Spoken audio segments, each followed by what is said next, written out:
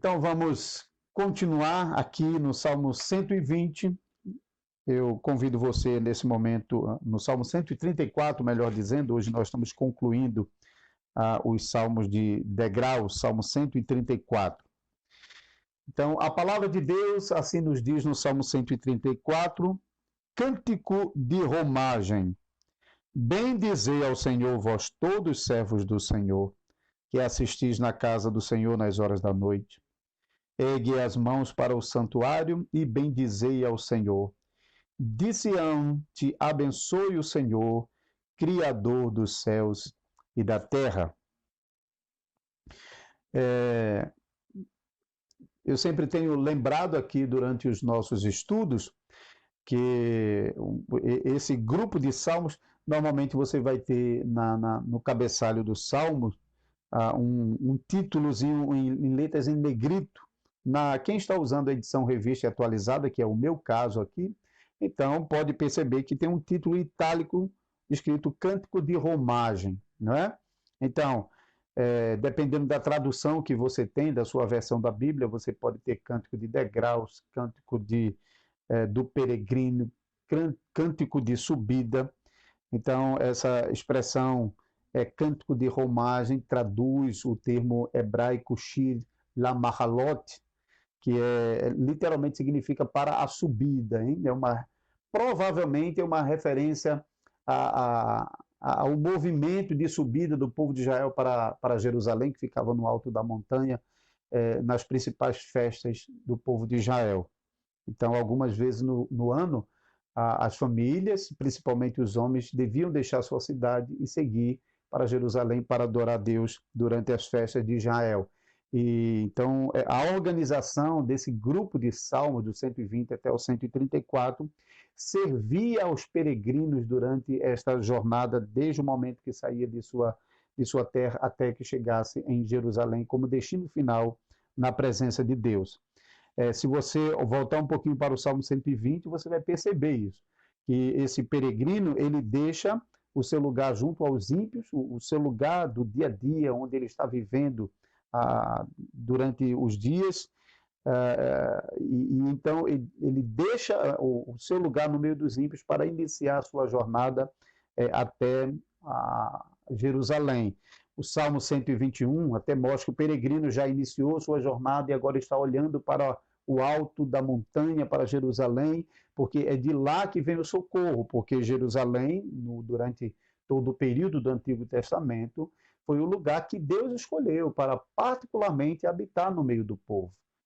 Foi lá que a arca se fixou e, posteriormente, o templo foi construído no lugar da arca. Então, Deus, ele decidiu habitar no meio do povo por meio do tabernáculo, que durante todo o tempo do deserto e até depois de ter entrado em Canaã, ainda continuou móvel durante um certo tempo até que ele se fixou definitivamente e depois então Salomão construiu o templo. Então o peregrino, ele tendo deixado a sua terra, caminhando para Jerusalém, ele experimenta todo tipo de sentimento durante essa viagem, até descansar na casa do Pai, na presença de Deus, onde ele pode ouvir a palavra de Deus, onde ele pode repousar seguro, onde ele pode desfrutar das bênçãos do Pai em Jerusalém, até que chega o momento de retorno para sua casa. Então, esses sentimentos, todo tipo de sentimentos de tribulação, de sofrimento, de angústia, de dor, de preocupação, de ataque, de perseguição, mas ao mesmo tempo aquela certeza de que Deus está com ele, de que Deus está protegendo, de que Deus está guardando, de que Deus está guiando, de que Deus está dando direção até o dia final, até que apareça na presença de Deus. Então, esses sentimentos e essa convicção estão no coração do peregrino durante todo o tempo da sua jornada, até chegar o final, então, desse Salmo 134. Então, se você for para ele agora, Salmo 134, você, então, tem nas palavras do primeiro versículo do Salmo 134, bendizei ao Senhor, vós todos, servos do Senhor, que assistis na casa do Senhor nas horas da noite. Então,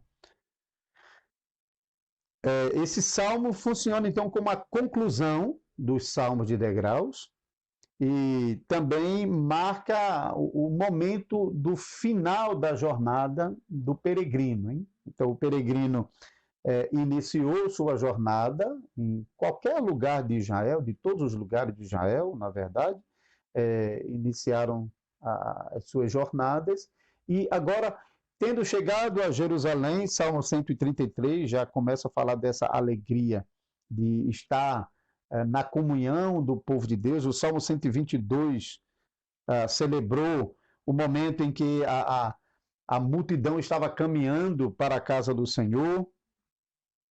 O Salmo 133 celebra a comunhão do povo de Deus, e agora o Salmo 134, o povo de Deus está em Jerusalém, ouvindo a instrução por meio dos sacerdotes, participando dos sacrifícios, ouvindo a leitura da lei, sendo renovado, sendo animado, sendo fortalecido com a presença de Deus, por meio de todos os recursos que o Senhor Deus havia dado no serviço dos sacerdotes no templo e no tabernáculo.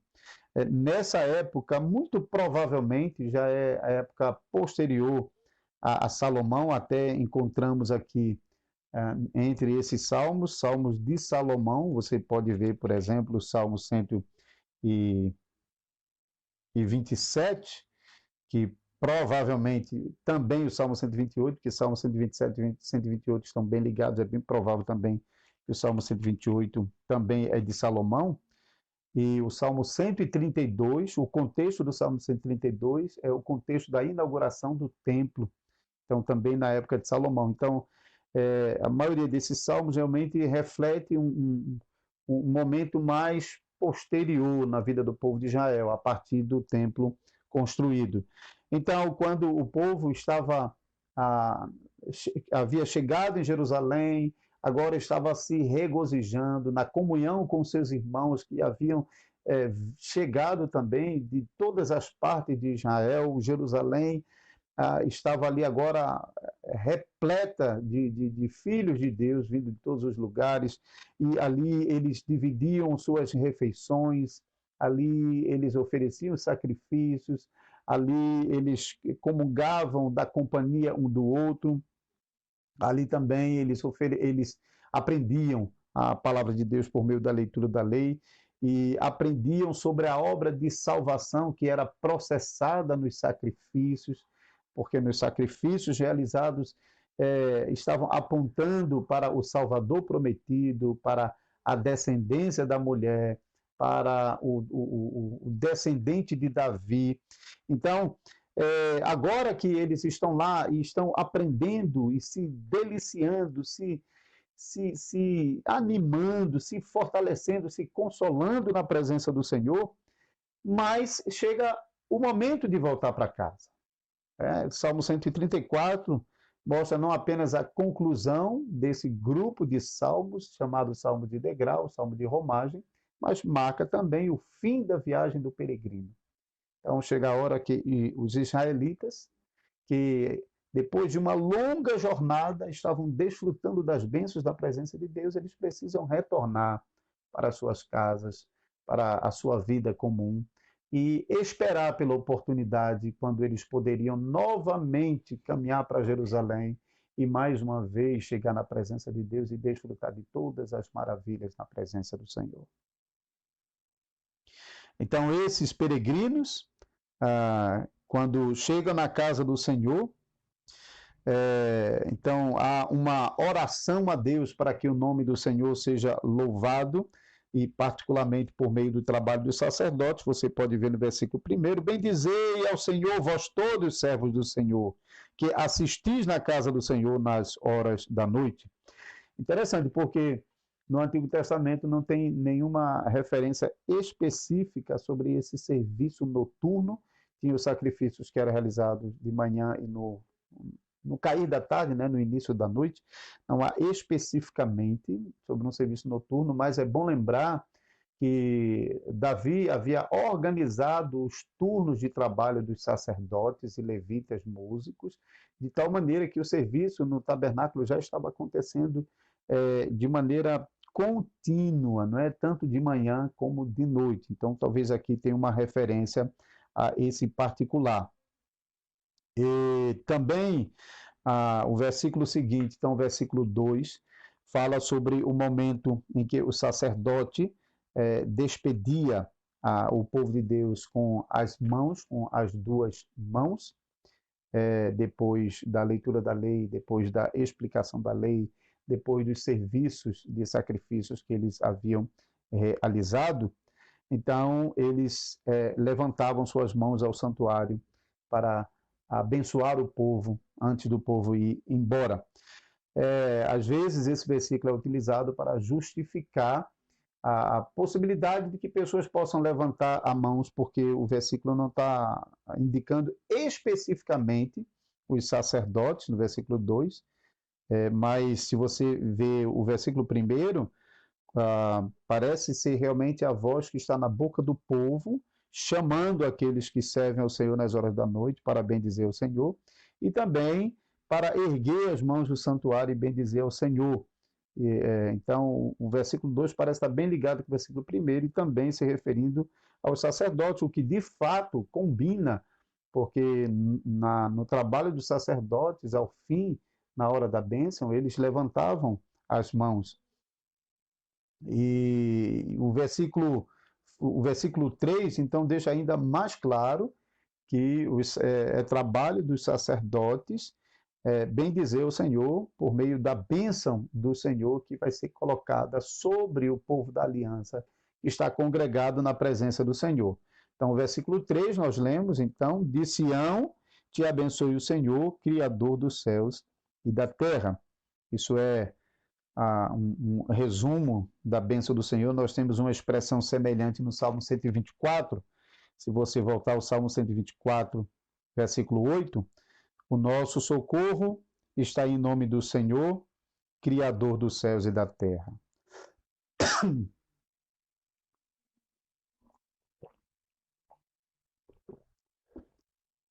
Então, os sacerdotes despedem o povo de Deus com a bênção do Senhor por meio de levantar as mãos após o serviço sagrado.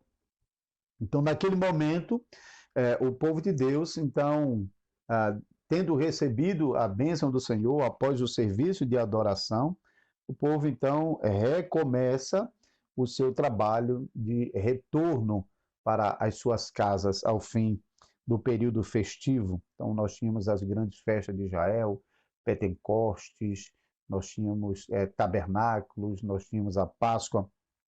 Então, ao final dessas festas, quando o povo havia subido a Jerusalém, então era hora de começar a voltar para casa. Então, eles voltavam para casa, para a sua vida dura, mais uma vez no meio dos ímpios, mais uma vez sofrendo todos esses sentimentos expressos em cada um desses salmos de degrau, do 120 até o 134, mas o Filho de Deus no Antigo Testamento, cada homem e mulher que temia o Senhor, eles também aprendiam que esses salmos estavam ensinando para eles sobre essa peregrinação que eles estavam fazendo, e ensinavam que em algum momento essa peregrinação iria terminar. Eles, enfim, entrariam na casa do Senhor de uma vez por todas, e eles não precisariam mais sair, eles não precisariam mais voltar à sua antiga vida, eles não precisariam mais sofrer com a presença dos ímpios, do pecado, dos males, da morte na sua vida. Então, ao mesmo tempo que esses salmos de degraus do 120 até o 134 estão descrevendo a vida do peregrino nesse mundo, do peregrino, ao mesmo tempo eles estão ensinando aos peregrinos que eles devem confiar em Deus, nesse Deus que está cuidando dele e que está trazendo eles até a sua presença. Esse Deus vai providenciar o dia quando essa caminhada vai chegar ao fim. Você não vai mais precisar voltar para casa. Então, cada israelita no Antigo Testamento guardava essa esperança, hein? A esperança de que não seria apenas uma Jerusalém terrena, não seria apenas em um pequeno lugar, mas realmente a herança do mundo, como nós lemos sobre essa herança, quase não sai, essa herança em Romanos capítulo 4, acerca de Abraão, e que é repetida em Hebreus capítulo 13. Hein? Abraão, nosso pai na fé, não esperava apenas uma porçãozinha de terra, mas ele esperava ser herdeiro do mundo. Essa é a promessa, então, que ficou durante todo o tempo do Antigo Testamento. Assim, esse salmo de degraus, ele é muito importante, porque ele conclui mostrando que a bênção de Deus não está fora da presença de Deus. E a bênção de Deus não está fora do lugar que Deus separou, reservou para ali se encontrar com o seu povo e então ali abençoar o seu povo. Esse ponto também é muito importante na relação pactual entre Deus e o seu povo no Antigo Testamento. Porque quando nós estamos estudando a palavra de Deus no Antigo Testamento e os diversos momentos em que Deus se encontrou com o seu povo, nós podemos ver um modo como Deus está agindo com o povo e como ele está se relacionando pactualmente na congregação do povo de Deus. Você pode ver isso de uma maneira mais extraordinária em Êxodo 19. Até então, esse encontro pactual entre Deus e o seu povo estava em suspenso desde o Éden. No Éden, Deus se encontrava pactualmente com Adão e Eva todos os dias, na viração do dia. Você pode ver isso em Gênesis capítulo 3, versículo 8. Interessante porque a viração do dia ali é o início do novo dia, hein? É o final da tarde, início da noite, no crepúsculo. Ali era a viração do dia, porque os judeus não têm um calendário como o nosso. Então, o dia para os judeus começa no crepúsculo da tarde. Então, o final da tarde, o início da noite é o início de um novo dia. E naquele momento, Deus, a cada novo dia, vinha ao encontro do seu povo, no Éden, Adão e Eva. Mas depois que os nossos primeiros pais caem em pecado e são expulsos do paraíso, esse encontro já não acontece mais. E durante todo o período patriarcal, acontece eventualmente que os pais estão se encontrando com Deus e até recebendo revelação de Deus, mas naquele momento não é Deus e o povo reunido, mas são aparições, manifestações esporádicas com alguns dos nossos pais, como Abraão, Isaac, Jacó, e também com outros como Moisés, como Manoá, né? e outros, Gideão. Mas quando o povo é tirado do Egito e levado até o deserto, quando chega no Monte Sinai, realmente naquele momento é um momento especial na vida do povo de Deus, porque agora é Deus e o povo. Então Deus aparece lá no alto do monte de maneira extraordinária, tão extraordinária, que o povo até fica com medo, hein? Fica com medo de se aproximar e pede para Moisés subir como representante do povo, como mediador entre Deus e o povo. Então, naquele momento, esse encontro pactual, nesse encontro pactual, o povo recebe as palavras do Senhor, recebe a bênção do Senhor, as promessas do Senhor. Lá Moisés recebe as 2 tábuas da lei.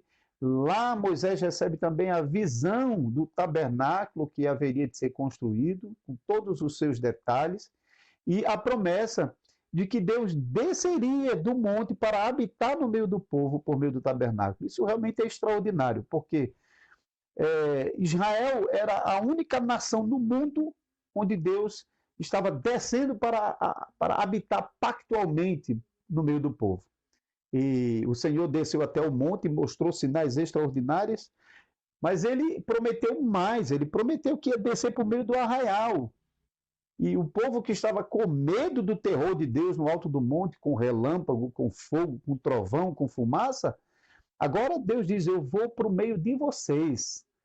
Mas Deus faz isso de um modo tal que ele prepara o lugar onde ele vai habitar, ele santifica, ele consagra esse lugar para que ele não destruísse o povo em seus pecados. Hein? Por isso, Deus aparecia no lugar mais interior do tabernáculo, no Santo dos Santos. E assim Deus habitava no meio de Israel. Era ali, dali, que procedia a bênção do Senhor. Então, os filhos de Deus, isso não significa que um israelita ele não tinha a bênção de Deus nos outros lugares de Israel, mas Deus reservou, no momento pactual, no momento do culto, no momento da adoração, no momento da assembleia solene, Deus reservou aquele momento para solenemente declarar as suas palavras e as suas bênçãos sobre o seu povo. Então, isso realmente é muito importante. A bênção do Senhor está no lugar onde Deus escolheu para fazer ali habitar o seu nome. Por isso, o israelita deixava a sua cidade, caminhava por dias até chegar no alto do Monte Sião, em Jerusalém, de onde ele receberia a bênção do Senhor. Mais uma vez, olhe para o versículo 3. De Sião te abençoe o Senhor, o Criador dos céus e da terra. Aquele que te criou, aquele que governa sobre todas as coisas, aquele que te viu durante toda a jornada e aquele que vai acompanhar você de volta para casa, esse vai colocar sobre você as palavras da bênção. E ali, na presença do Senhor. Então, deixar de buscar o Senhor no lugar que o Senhor ordenou para ali receber a sua bênção. Se não há realmente um motivo justo, legítimo para isso, isso realmente pode ser desprezo do coração. Então, esses não têm a bênção do Senhor.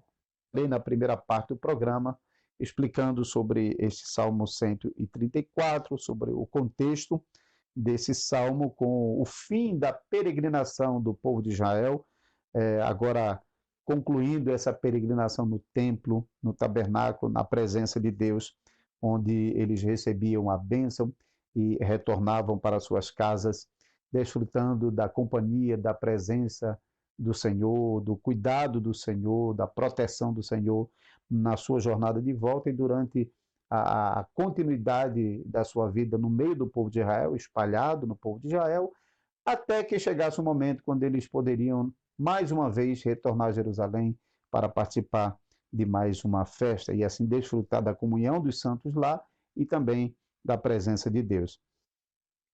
Porém, esse movimento que o Salmo de Degraus está nos mostrando, né? O peregrino deixando a sua terra e indo até a Jerusalém, até a casa do Pai em Jerusalém, no templo onde Deus escolheu para ali fazer habitar o seu nome. Esse movimento fala também sobre a peregrinação do povo de Deus nesse mundo. Os israelitas, não segundo o nascimento, não segundo a descendência de Abraão, mas segundo a fé de Abraão, como Paulo disse escrevendo aos Gálatas e Romanos, o apóstolo Pedro aplica no Novo Testamento essa mesma ideia da peregrinação do povo de Deus nesse mundo aos santos para os quais ele escreveu a sua primeira carta. Então, se você está com sua Bíblia em mãos, abra a primeira carta do apóstolo Pedro, no capítulo 1, os primeiros versículos. Pedro, apóstolo de Jesus Cristo, aos eleitos que são forasteiros na dispersão do Ponto, Galácia, Capadócia, Ásia e Bitínia, eleitos segundo a presciência de Deus Pai, em santificação do Espírito, para a obediência e a aspersão do sangue de Jesus, graça e paz vos sejam multiplicados. Então, o apóstolo Pedro se dirige a esses que estão espalhados por todo lugar, aos eleitos espalhados como forasteiros da dispersão, de todos os lugares. A palavra peregrino, forasteiro. E mais adiante, ele diz que esses forasteiros, bendito Deus e Pai de nosso Senhor Jesus Cristo, que segundo a sua muita misericórdia nos regenerou para uma viva esperança, mediante a ressurreição de Jesus Cristo dentre os mortos, uma herança incorruptível, sem mácula, imacessível, reservada no céu para vós outros. Então, o apóstolo Pedro aplica essa viagem do peregrino até a casa do Pai, como nós vimos no Antigo Testamento, eles ainda tinham que retornar para as suas vidas comuns, mas ficava a promessa daquele dia, quando o peregrino entraria na casa do Pai de uma vez por todas, não sairia mais da presença do Pai. Pedro fala sobre essa mesma peregrinação, sobre essa mesma promessa, mostrando que a nossa herança incorruptível está guardada no céu. Nós vamos alcançá-la. Nós estamos em uma peregrinação nessa vida, né? Nós, como cristãos, como filhos de Deus, nós somos peregrinos. E como peregrinos nessa vida, nós passamos pelas mesmas coisas que Israel passava no Antigo Testamento. E quando nós estamos lendo, eu quero recomendar a você fortemente que você possa meditar nesse salmo de degraus. Comece no Salmo 120, veja lá o peregrino no meio dos ímpios. Você vai se sentir no Salmo 120.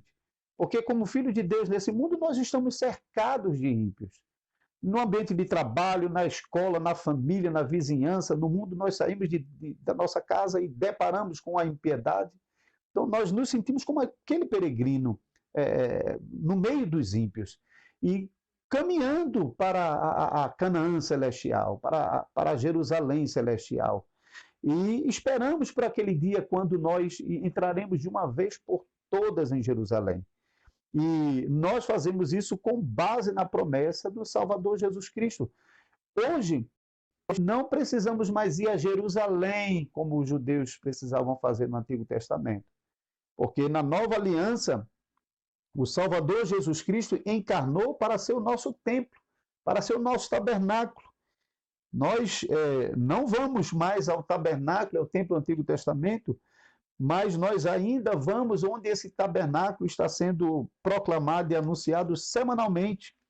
Você pode ver, por exemplo, em João capítulo 1, o versículo 14, e o verbo se fez carne e habitou entre nós, cheio de graça e de verdade, e vimos a sua glória como a glória do unigênito do Pai. A glória que Deus revelava no tabernáculo, no templo no Antigo Testamento, por meio da proclamação da verdade do Evangelho nos rituais, nos sacrifícios, agora é proclamado por meio de Jesus Cristo, que é a expressão da glória de Deus. E interessante porque João, quando escreve isso, ele propositadamente fala sobre essa habitação de Jesus como Deus entre nós, como Deus homem, como Deus encarnado. E ele usa uma palavra, agora no grego do Novo Testamento, mas que faz referência direta ao tabernáculo do Antigo Testamento. Por isso, às vezes, talvez você já ouviu alguém usar essa expressão dizendo ele tabernaculou em nosso meio, hein? Ele habitou por meio do tabernáculo, que é a sua própria carne, em nosso meio. Então, agora não é mais no tabernáculo terreno que nós vamos, mas é nesse tabernáculo de carne que é proclamado semanalmente por meio da pregação no culto dominical. Então, o que acontece no domingo é uma réplica daquele movimento que o povo de Deus fazia no Antigo Testamento para Jerusalém. Agora nós fazemos quando deixamos a nossa casa no domingo e vamos para o local de culto, onde a pregação do Evangelho será proclamada aos santos ali congregados. Então, onde houver uma igreja fiel de Jesus Cristo, pregando o Evangelho de Jesus Cristo, o Cristo encarnado, ele está ali no meio do seu povo, ele tabernaculou, e agora, por meio do Espírito Santo, a cada domingo, a cada convocação do povo de Deus, Jesus está lá na presença do seu povo para receber o seu povo, assim como Deus estava em Jerusalém, recebendo o seu povo que vinha de todos os lugares. Agora, Cristo Jesus está recebendo o seu povo, Cristo Jesus está sendo proclamado, anunciado ao seu povo, adorado pelo seu povo, e ao final do culto, ao final do momento de adoração, da convocação solene, o povo de Deus é despedido de volta para suas casas, mas assim como aconteceu no Antigo Testamento, não sem as palavras da bênção. As igrejas cristãs costumam usar pelo menos nas igrejas reformadas é a nossa prática, despedirmos o povo de Deus ao final do culto com as palavras da bênção que as cartas, principalmente as cartas paulinas, mas também Pedro faz isso, despedindo o povo com as palavras da bênção. Então, não mais o sacerdote, mas o ministro da palavra, ao final do culto, proclama as palavras da bênção do Senhor sobre o seu povo. E assim o povo retorna para a sua casa, na esperança de que chegue aquele domingo eterno, hein? Nós estamos a cada domingo, em muitas igrejas de manhã e de noite, como é o caso da nossa congregação aqui em Caruaru, de manhã e de noite, proclamando o Evangelho de Jesus Cristo, o povo de Deus deixando a sua casa no domingo de manhã, no domingo no final da tarde, para se reunir como congregação do Senhor, para render graças ao Senhor, para ser instruídos pelo Senhor, por sua palavra, e também para serem despedidos com as palavras da bênção do Senhor. E quando o povo de Deus retorna para suas casas, para viver mais uma semana, até o próximo domingo, Deus concedendo vida, e enquanto o Senhor Jesus não vem, então, a cada domingo nós estamos provando mais uma vez desse momento glorioso de estar na presença de Deus, de um modo muito especial, hein? De um modo pactual, Deus e o seu povo. E nós fazemos isso naquela esperança de que chegue o domingo eterno, quando nós entraremos na presença do Senhor e não sairemos mais. Essa mesma esperança que Israel no Antigo Testamento tinha, o povo de Deus no Novo Testamento tem.